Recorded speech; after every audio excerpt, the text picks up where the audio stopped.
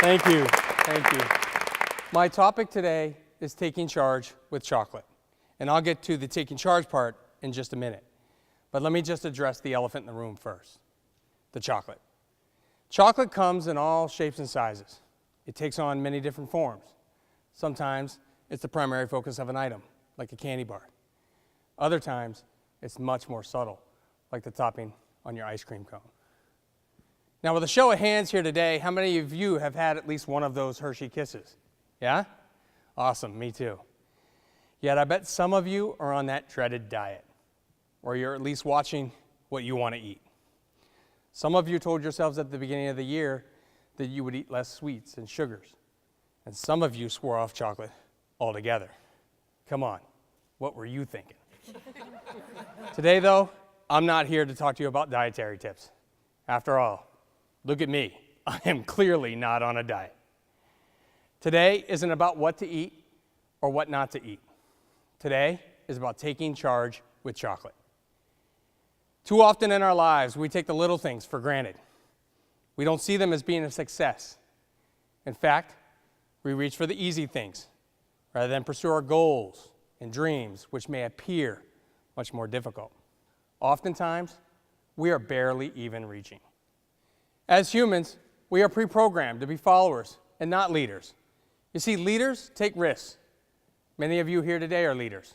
By definition, you've taken a risk to start your own business, by leading projects in your company, by mentoring or coaching youth in your community, or by leading coworkers in your office.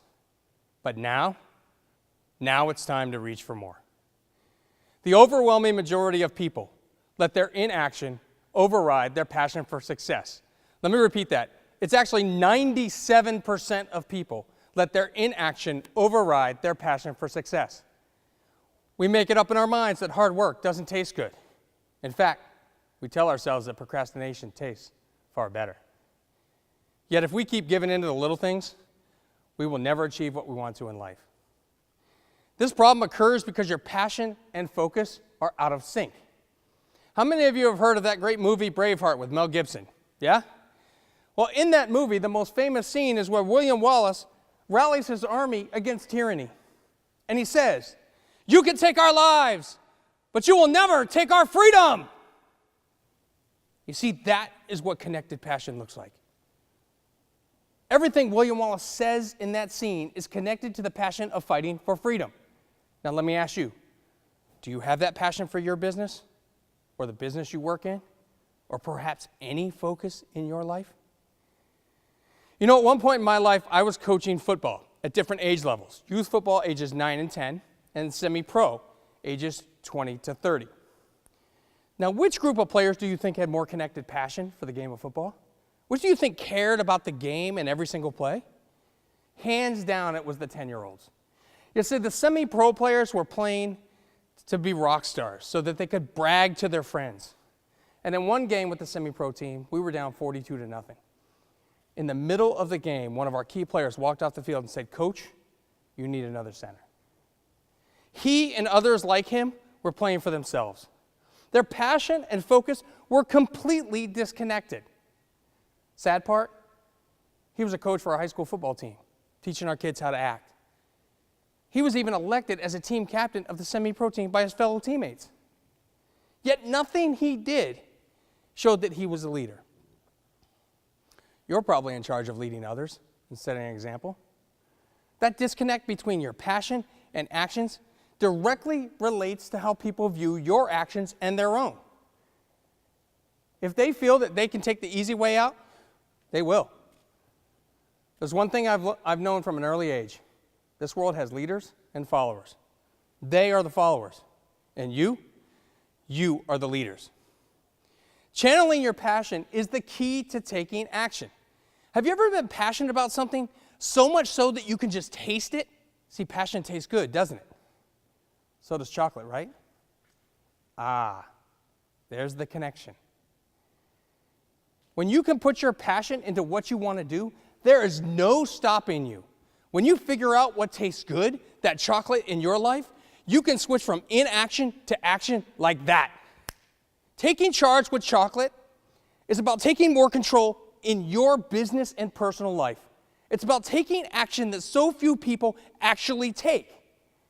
Now, some people want to feel good about the passion that they go after, and they want to feel good about the goals, and that works for some people. But sometimes you got to get pissed off, because getting pissed off can take a lot of action. I call this negative passion, right? So you get so frustrated that you just take action. I urge you to tap into this negative passion, to use it to fuel yourself and focus on a goal that you want to achieve. You know, one of the best quarterbacks of all time in the NFL, arguably number one, Tom Brady. And in Super Bowl 51, he and his teammates trailed the entire game to the Atlanta Falcons. With 6 minutes left, he turned to his teammates on the sidelines and he said, "Gotta lock in now, laser focus." Tom Brady was focused on his goals, his passion for his job, and he got his teammates to do it as well. That's not just a passionate player. That's a great teammate, and that is a leader. That's exactly what I'm asking you to do. You are not allowed to be in the top 3% of high achievers, high performers in what you do unless you are willing to recognize that you have to laser focus at times. Now, how many of you have heard of that game Candy Crush or Farmville, yeah? And I think we might all agree that it's a bit of a time waster. You know, one time I got a notification from LinkedIn that my mom got a new job. And her title on the notification of the new job was Project Manager of Farmville. Come on, Mom, really? Let me break down these games for you just briefly. They are emulating your life. In these games, you have to do things, you have to work, and you reach goal after goal and level after level. And they make you work to do this. Why are they emulating your life? You could be crushing life instead of crushing the candy. You could be farming leads for your business rather than for Farmville. Don't you ever wonder, why am I sitting here doing these things when I could be working on more productive things? That's when it's time to pull out your laser pointer, focus it on one goal, and destroy it. Now listen, you aren't alone. A lot of people have this problem. A lot of people. But if you pull out the laser pointer and focus it, you'll be part of the 3% that actually take action. You know, there's a reason that I'm talking so much about chocolate. The man most people know for chocolate, Milton Hershey, has changed many lives, but perhaps not in a way that you may be familiar with. Milton Hershey had an incomplete education. He grew up in a home without a father. His first 2 businesses, he filed bankruptcy. And his third business is what you all know today as the Hershey Chocolate Company. Milton Hershey had wealth. But as we all know, there's more to life than just money. He and his wife wanted to have children, but they couldn't. So in 1909, he put his entire fortune in a trust to live forever. The proceeds of that trust fund a private, completely free boarding school in Hershey, Pennsylvania for 2,500 kids, primarily disadvantaged youth. I know a lot about Milton Hershey because without his kindness and his passion and his focus for chocolate and that school, I wouldn't be here today. I graduated from Milton Hershey School. A lot of people ask me if Milton Hershey School was good for me. Well, I'll let you decide. I was the youngest of 3 boys, the first to graduate high school, and the only one not to go to prison. I believe I'm standing here today because Milton Hershey changed my life for the better. Had he quit after one of those bankruptcies, you wouldn't be eating that wonderful chocolate. And I wouldn't have the security, structure, and education that I got at Milton Hershey School and so many other kids got. Did you know that the square on a chocolate bar is called a pip? There's actually 12 of them. So I've put together 12 business and life action tips that you can get to grow your business and your life. And I'm going to share 3 of those with you today. You can get all 12 on my website or on Twitter. The first one is know your why. You have to know why you're doing what you're doing.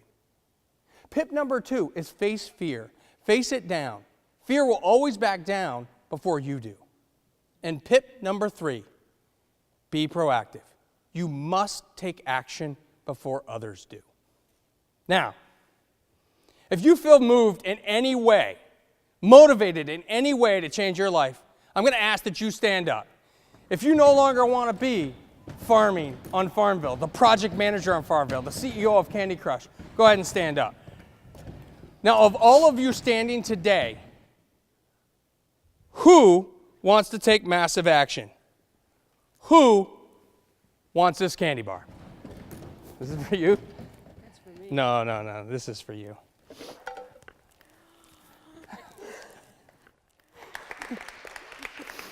Sometimes it pays to take a risk, even when you think the reward isn't as great as what it really is. Take a risk, take action, take charge of your life now, and take charge with chocolate. Thank you.